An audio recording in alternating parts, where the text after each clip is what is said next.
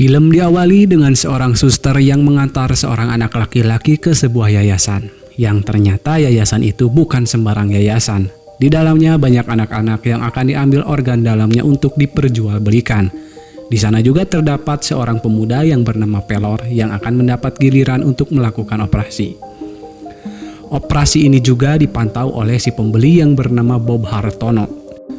Setelah lolos melewati prosedur keamanan, Bob sempat menanyakan apakah Sarip si yang punya bisnis ini tidak pernah menyesali perbuatannya, dan Sarip menjawab tidak. Tanpa berbasa-basi lagi, Bob menghabisi Sarip dan rupanya Bob adalah orang lain yang sedang menyamar. Topan si lelaki yang menyamar ini, ia ditemani oleh temannya yang menyamar sebagai suster untuk menyelamatkan anak-anak dari kejahatan jual beli organ dalam. Dengan segera mereka memberantas para penjahat ini tanpa belas kasihan. Ketika akan pergi keluar, ada penjaga yang sedang menunggu kedatangan mereka. Dan inilah saatnya bagi Jenggo sang sniper beraksi. Dengan bekerja sama, mereka berhasil menyelesaikan misi. Kemudian mereka dijemput oleh ketua mereka yang bernama Pak Petrus, yang sekaligus menjadi bapak angkat mereka. Dan mereka ini menamai diri mereka dengan The Big Four. Mereka beranggotakan 4 orang, ada Topan, Alpa, Jenggo, dan juga Pelor. Di sisi lain, Dina anaknya Pak Petrus dibuat menunggu untuk melakukan pemotretan di sebuah studio. Setelah sekian lama menunggu, akhirnya si bapak datang juga. Singkatnya, setelah selesai pemotretan, Dina menanyakan apa sih pekerjaan si bapak yang selama ini tidak pernah beliau beritahukan. Pak Petrus masih saja bungkam, tapi ia berjanji bahwa besok semuanya akan berubah menjelang pelantikan putrinya itu. Setelah pertengkaran itu, Pak Petrus mampir ke markas dan membawakan makanan untuk Topan dan yang lain. Mereka makan sambil melihat berita yang mewartakan kejadian tadi siang. Meskipun di TKP ditemukan adanya sindikat perdagangan organ, tapi tindakan yang dilakukan pelaku tidak dibenarkan dan akan diburu oleh pihak kepolisian. Di saat bersamaan, Pak Petrus menyatakan bahwa ia akan pensiun dari pekerjaannya ini. Topan dan yang lain kaget, kenapa tiba-tiba begini? Apakah mungkin karena Dina? Pak Petrus pun menjelaskan kalau karena Dina lah salah satu alasannya. Selain itu, ia yakin kalau Topan dan yang lain sudah mampu bekerja tanpa dirinya dengan kemampuan yang mereka miliki saat ini. Untuk lebih jelasnya, pekerjaan mereka ini ialah pembunuh bayaran. Meskipun begitu, orang-orang yang mereka bunuh memang layak untuk dibunuh, dan julukan The Big Four ini datang dari musuh-musuh mereka. Saat si bapak akan pulang, Topan kembali menanyakan kenapa mendadak begini. Pak Petrus pun sempat membahas kalau sebentar lagi Dina akan menjadi polisi, dan Dina lebih dekat dengan sahabat si bapak yang merupakan seorang polisi, yaitu Hasan. Sementara si bapak hanya seorang kriminal dan kehidupannya akan semakin ruwet. Pak Petrus pun berharap agar Dina bisa hidup tenang. Untuk menghabiskan masa pensiunnya, Pak Petrus akan kembali ke Bersi membuka sebuah penginapan di sana.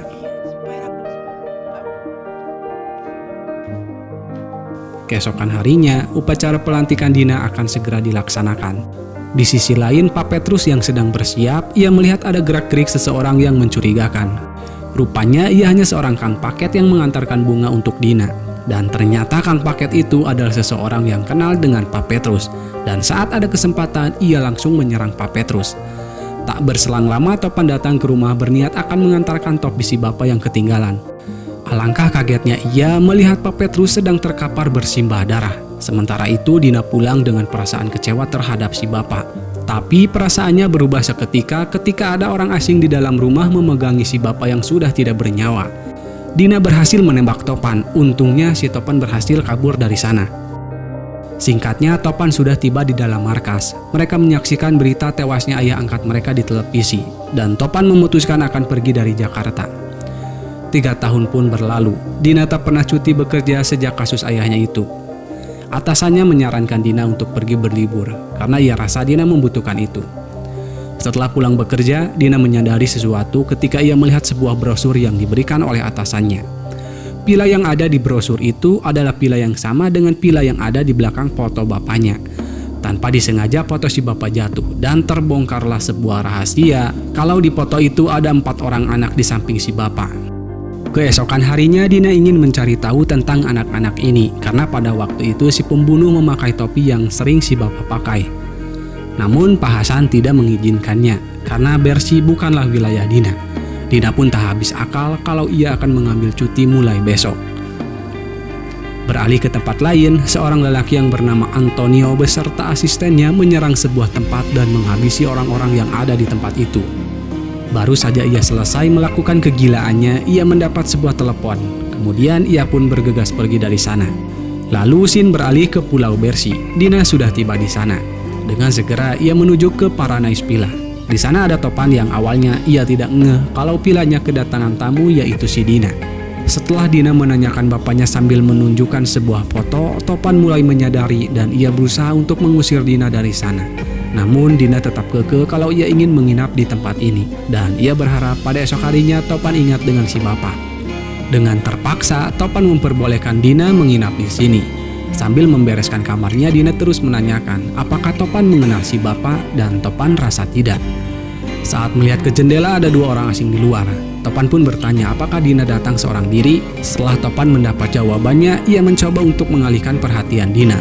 Lalu Topan kembali ke tempat resepsionis. Dua orang lelaki yang tadi di luar sedang menunggu. Dan mereka menanyakan apakah ada seorang wanita yang datang ke sini. Mereka berdua mulai bermain kekerasan dan Topan pun meladeninya dengan mode santai. Sementara itu dari dalam kamarnya, Dina terus bertanya kepada Topan yang sedang berkelahi. Hal ini membuat Topan kehilangan fokus. Untungnya Topan berhasil membunuh mereka berdua.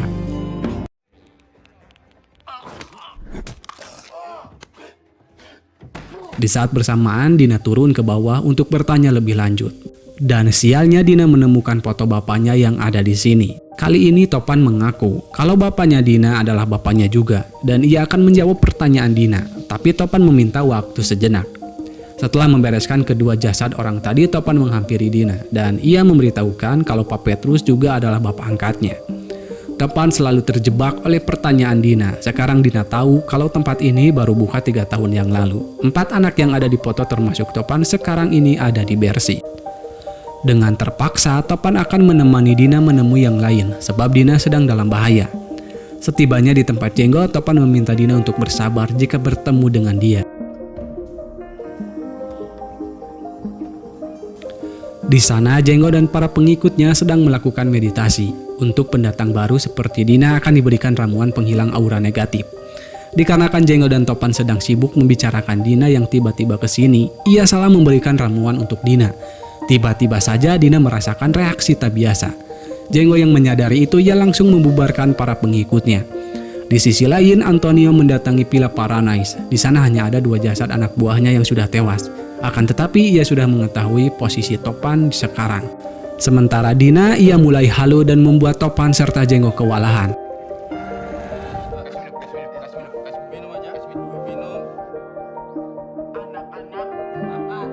Lalu datang si Pelor sambil petatang petenteng menunjukkan senjata baru miliknya. Dan kedatangan si Pelor ini malah menambah kegaduhan saja. Untungnya Jenggo berhasil meredam Dina dengan menembakkan obat bius ke arahnya. Lalu mereka mengikat Dina di luar sambil memikirkan langkah apa yang akan mereka ambil ke depannya. Di sisi lain ada 2 orang bersenjata mengikuti Dina, dan di sisi lain Dina sedang membongkar identitas Topan dan yang lain. Saat Topan melihat ke arah Dina, Dina sudah tidak ada di posisinya. Secara bersamaan ada serangan dadakan dari anak buah Antonio. Gubuk milik Jenggo ditembaki, untungnya pelurunya tidak ada yang mengenai mereka. Di situasi yang gawat darurat ini, Topan menyuruh Jenggo untuk melawan mereka dengan panah, sementara dirinya akan mencari Dina. Beralih ke dalam hutan, Topan menyelamatkan Dina yang hampir saja tertangkap oleh mereka. Setelah Dina aman, Dina menanyakan siapakah orang-orang ini. Topan tidak bisa menjawabnya, dan ia kembali untuk menyelamatkan Jenggo dan Pelor. Di sisi lain, Jenggo dan Pelor sempat berdrama tentang siapa yang akan pergi terlebih dulu dari sini. Tanpa basa-basi, Pelor langsung tancap gas lari ke dalam hutan. Sementara Jenggo dengan terpaksa ia akan melawan Antonio dan anak buahnya.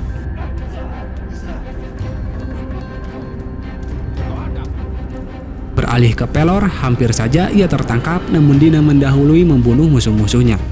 Kembali lagi ke Topan, dengan senyap ia melumpuhkan beberapa anak buah Antonio.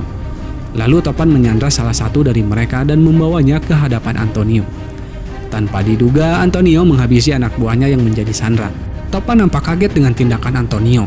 Kemudian mereka berdua berkelahi dan terbongkarlah fakta kalau si Antonio ini dulunya anak didiknya Pak Petrus. Tapi Antonio dibuang olehnya sebab sifatnya yang keras kepala dan terlalu berambisi.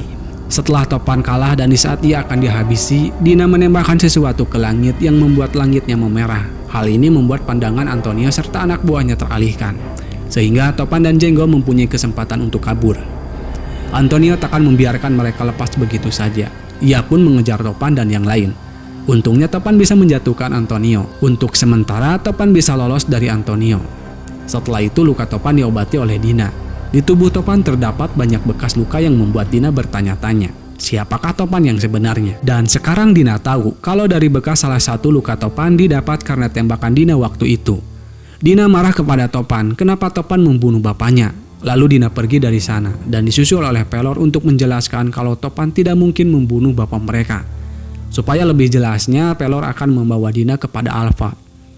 Di sisi lain, Antonio dimarahi oleh orang yang menyewanya. Beralih ke Topan, ia mencurigai kalau Antonio lah yang membunuh bapak mereka.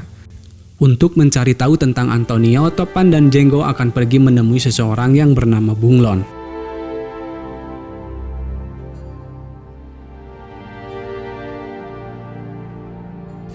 Singkatnya, Pelor menemui Alpha yang sedang menjadi biduan untuk kelancaran bisnisnya. Sementara Topan pergi ke tempat si Bunglon yang sudah didatangi oleh anak buah Antonio. Si Bunglon pun menjelaskan kalau Antonio adalah penyalur senjata terbesar di Asia Tenggara. Banyak orang yang ingin menjadi antek-anteknya, termasuk mayat-mayat yang bergelimpangan di bar miliknya ini. Tiba-tiba saja Topan teringat dengan kata-kata terakhir yang keluar dari mulut si bapak, yaitu Suranto. Bunglon pun pergi ke dalam dan mengambil data diri milik The Big Four, yang ternyata Pak Petrus telah memalsukan data diri mereka dan juga anak didiknya yang lain yaitu Suranto. Topan pun meminjam data diri ini dan Bunglon memberitahukan kalau anak buah Antonio akan pergi ke tempat Alpha. Di sisi lain Antonio sedang menyiapkan anak buahnya. Sementara Alpha, ia sudah menjelaskan siapa jati diri mereka yang sebenarnya. Sekarang Dina tahu kalau bapaknya seorang kriminal. Tapi Alpha tidak menerima kalau si bapak dibilang kriminal. Di saat mereka berdua sedang bertengkar, tiba-tiba ada serangan dadakan. Alpha yang selalu membawa senjata dengan gesitnya ia membalas tembakan mereka. Lalu Alpha membagi tugas dan satu persatu dari pihak musuh bertumbangan.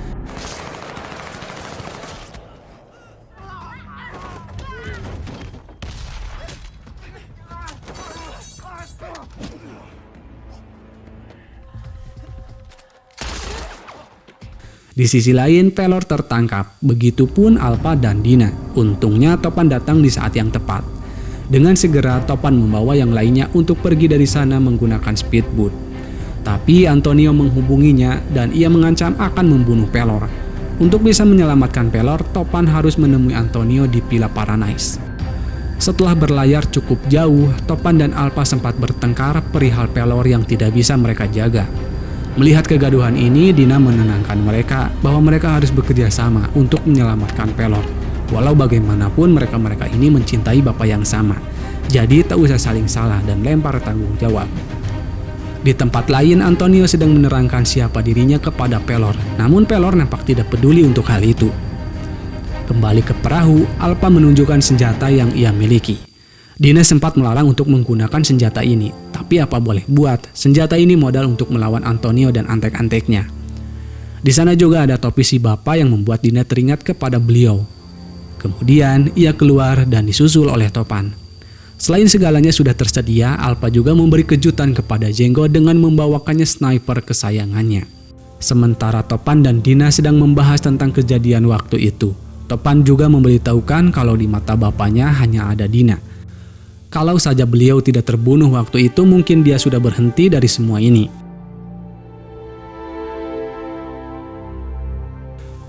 Singkatnya, keesokan harinya misi menyelamatkan Pelor mulai dilakukan. Di tempat lain, Antonio dimarahi kembali atasannya karena situasinya mulai tak terkendali dan ia tidak ingin semua ini terekspos. Lalu Topan menebar ancaman bahwa ia sudah ada di tempat ini. Ada sebuah mobil yang melaju ke arah villa. Sontak saja mobil itu ditembaki oleh Antonio dan anak buahnya. Tanpa mereka sadari kalau mobil ini sudah dipasangi bom waktu dan bom itu meledak. Dengan penuh gaya, Topan dan Jenggo melumat habis anak buah Antonio yang ada di luar.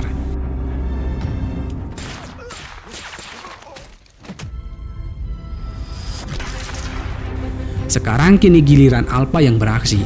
Topan langsung membagi tugas kepada Dina dan Alfa.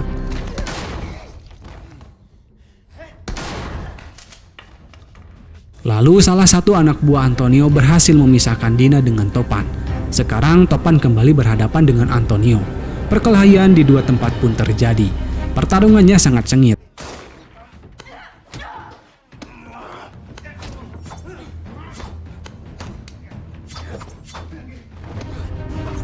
Dengan bersusah payah Dina berhasil menghabisi lawannya.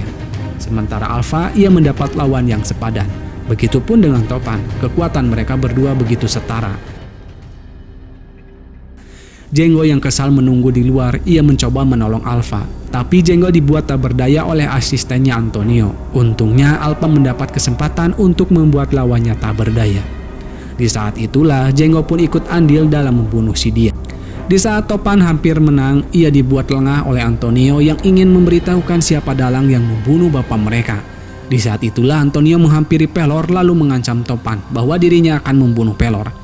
Topan yang tidak habis akal ia mengatai Antonio dengan nama aslinya yaitu Suranto. Ketika Suranto mulai lengah, Topan dan Pelor bekerja sama untuk menumbangkan Suranto. Dan tanpa disengaja Suranto pun terjatuh keluar jendela lalu mati. Setelah itu Dina menghampiri Topan dan Topan menyuruh Pelor untuk mengecek yang lain. Sekarang Dina sudah mengambil keputusan bahwa ia sudah menghubungi rekan-rekan polisinya untuk menahan The Big Four. Topan yang sudah mengantisipasinya, ia mengelabui Dina, lalu ia memborgol tangan Dina. Topinya dicek.